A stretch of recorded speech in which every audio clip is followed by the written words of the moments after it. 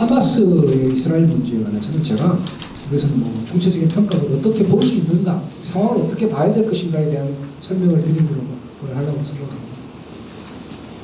뭐 보는 사람들의 관점에 다르겠지만 제가 파악하고 있는 그런 상황입니다. 지금 현재 중동 지역에서는요, 벌어지고 있는 일은요, 그냥 하마스가 단순하게 탈을 공격한 게 아니에요. 그 배경에는 미국과 중국이 중동 지역을 놓고 치열한 주도권 확보 경쟁을 하고 있습니다. 자, 한번 보십시오. 중국이 추진했던 것은 이란과 사우디아라비아의 관계 정상화였어요. 거기에 맞서서 미국은 사우디아라비아, 이스라엘 관계 정상화 시켰어요. 근데 문제는 뭐냐면 미국이 사우디아라비아와 이스라엘의 관계를 정상화시킨 목적은 뭐였을까요? 그건 어쨌든 간에 이스라엘의 근거지를 확보하고 사우디 편을 끌어들여서 미국도 중동 지역에서 쫓겨나지 않고 계속 거기에 영향력을 행사하겠다는 그런 뜻이겠죠. 그건 누구든지 그렇게 할 겁니다. 그건 욕할 문제는 아니에요. 왜냐하면 현실 정치에서 누구든지 그렇게 하니까. 그런데 문제는 하마스는 거기에 대해서 하마스와 이란이 동일한 입장에 처했는데 하마스 같은 경우는 뭐냐면 사우디아라비아가 이스라엘하고 손잡아버리면 어떻게 되겠어요? 더 이상 존립 근거가 없어지는 거지. 희망이 없어지는 거예요. 자기들이 종주국인데 그 사람들이 이스라엘하고 손잡아보고 있는 자기들은 어디 가서 그걸 붙입니까? 그래서 저런 것들이 발생한 것이죠. 하마스는요, 이스라엘하고 사우디가 지금 손을 잡아버리면 존립 근거가 무너지는 거예요. 그러니까 하마스는 더 이상 참을 수가 없는 상황 아니겠어요? 자, 이란은 어떻게 할까요? 이란은 힘들어가지고 사우디랑 손을 잡아놨더니 사우디가 이스라엘하고 손을 잡아버려? 그러면 이란은 뭐가 되는 거야? 그런 생각하지 않을까요?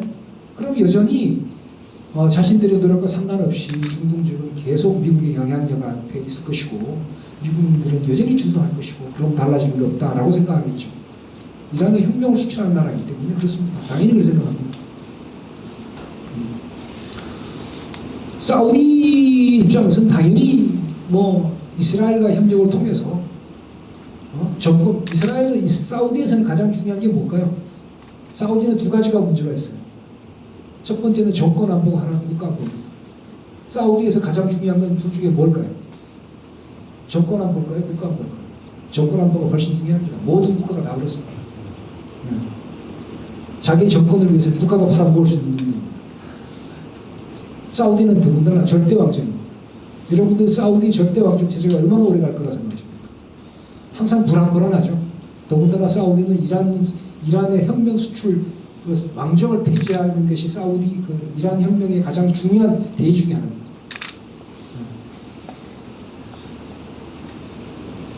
그런 측면에서 보면 사우디 하마스는 이번 공격으로 말미암아서 상당한 성과를 거뒀어요. 이미. 왜? 사우디가 뭡니까? 이스라엘하고 더 이상 수교 안 한다고 그랬어요.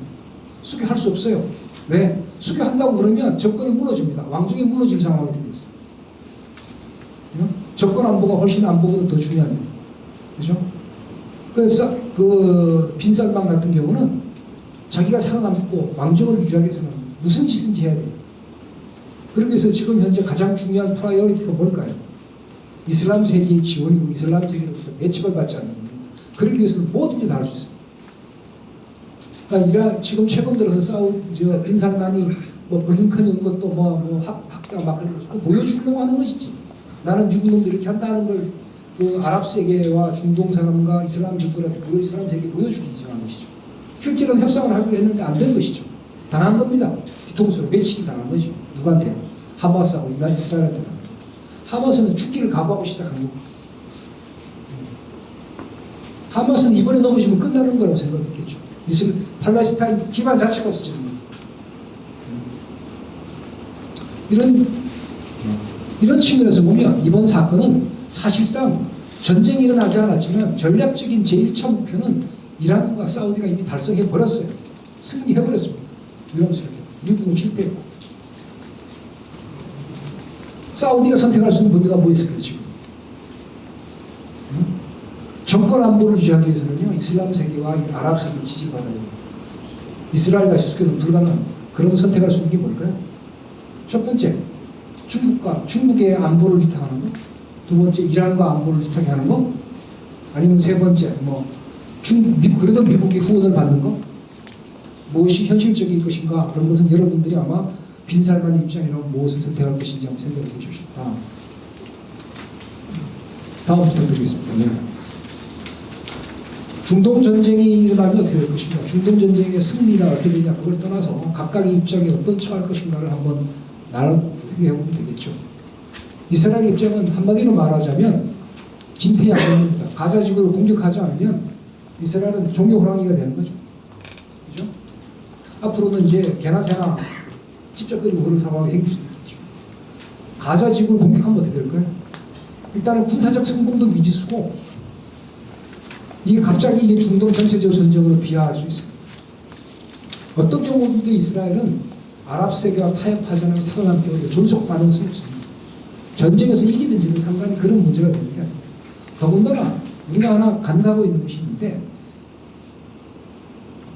이스라엘이 팔레스타인에서 존속 가능했던 것은 패권 국가의 지원이 있었기 때문에 가능합니다. 패권 국가의 지원이 떨어지면 어떻게 됩니까? 존속하기 힘들어요. 저는 이런 상태라면 금세기 안에 이스라엘은 국가가 없어질 수도 있다고 생각합니다. 미국이 패권적 지위를 그대로 유지할 수 있을까요? 못하면, 안 되면 어떡할까요? 그럼 존속 가능할까요? 그 아랍 사람들이 놔둘까?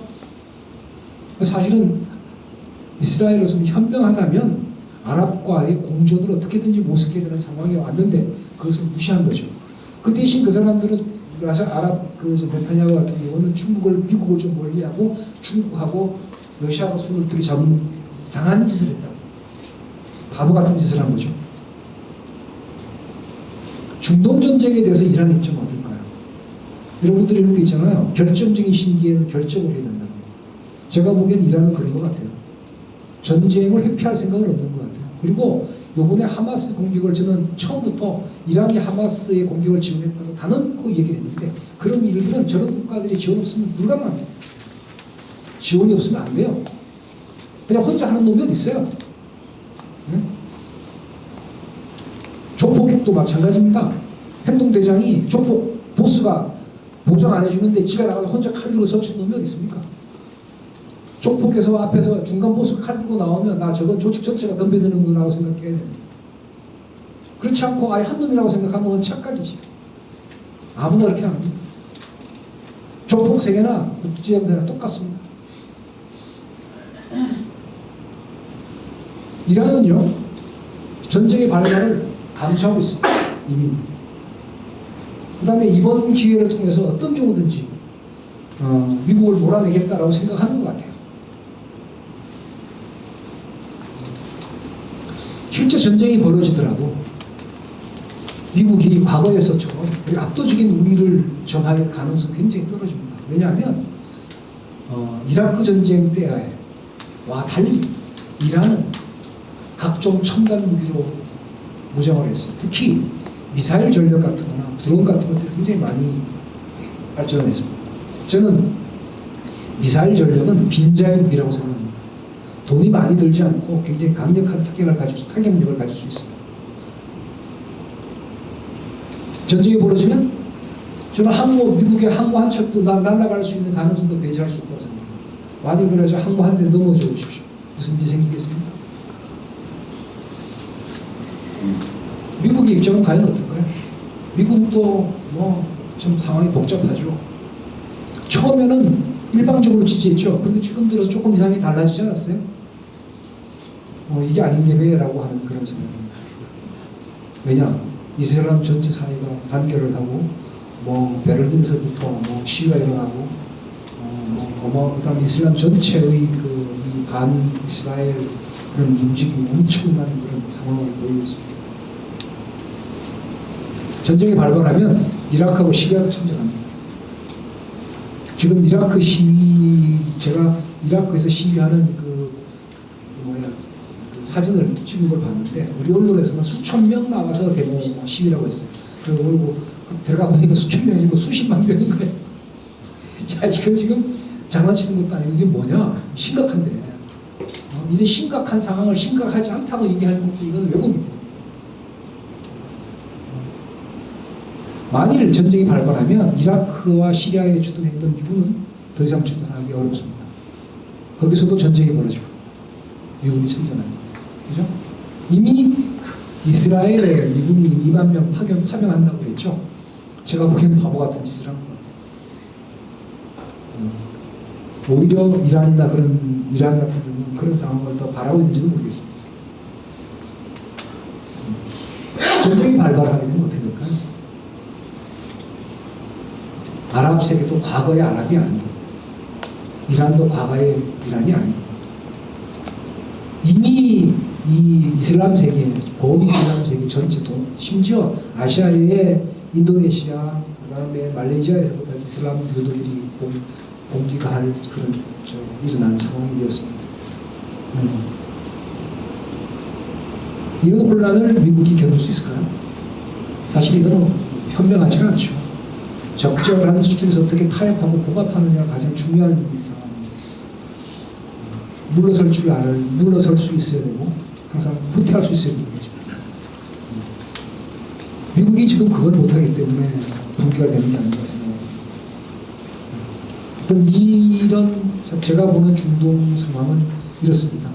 어떻게 될 것인가 한번 두고 봐야 되겠지만 네타냐후는 포기할 수 있을까요? 자기 정권 안보가 더 중요합니다. 미국은 그것을 네타냐후를 그 사람을 꺾을 수 있을까요? 그것이 관건이겠죠. 가장 간단한 문제는 네타냐후가 물러나면 됩니다. 그죠? 저는 가장 이 사태를 해결하는 가장 중요한 가장 키는 네타냐후와 그다음에 이스라엘의 국방부 장관 그런 호전적인 시오니스트들이 이선으로 물러나고 그다음에 관계를 재정상화하는 것이 그래야지 미국이 그나마 아랍에서 영향력을 유지할 수 있고 이스라엘도 거기서 살아남을 수가 있어요. 존속할 수 있어요. 그렇지 않고 지금 상태에서 지금의 결정적인 순간에서 이 시기를 놓치면 이스라엘은 지도상에서 사라질 가능성이 더 높다고 봅니다. 미국의 패권이 얼마나 갈 것 같습니까? 앞으로 5년에서 10년 정도면 미국은 지금과는 전혀 다른 상황이 될 수 있습니다. 그럴 경우에 이스라엘이 살아남을 수 있을까요? 그 다음에 이런 상황에서 이렇게 많은 가자에서 엄청난 피해를 입고 어린아이들이 죽고 뭐도 죽고 물론 그것도 하마스가 죽겠다 그러지만 당한 사람들은 당한 사람만 생각하지 제가 자기가 한 일 생각 안 해요. 그게 인지상정이죠. 가자 팔레스타인 사람은 자기가 당한 것만 생각하지 자기가 하마스가 가가지고 천몇 명 죽인 건 생각 안 해요. 제가 말하는 건 옳고 그르고의 문제가 아닙니다. 국제정치에서 옳고 그르고 문제가 있습니까? 문제는 상황을 얼마나 정확하게 보느냐의 문제죠. 그 이후에 무엇을 선택하느냐는 그 정책의 영역입니다. 그러나 중요한 것은 우리는 상황을 얼마나 올바르게 보느냐가 더 중요한 것이죠. 일부러 상황을 왜곡해서 보면 안 되죠. 우리가 현재 이때까지 하고 있는 것이 객관적으로 진행되는 상황을 왜곡돼서 봅니다.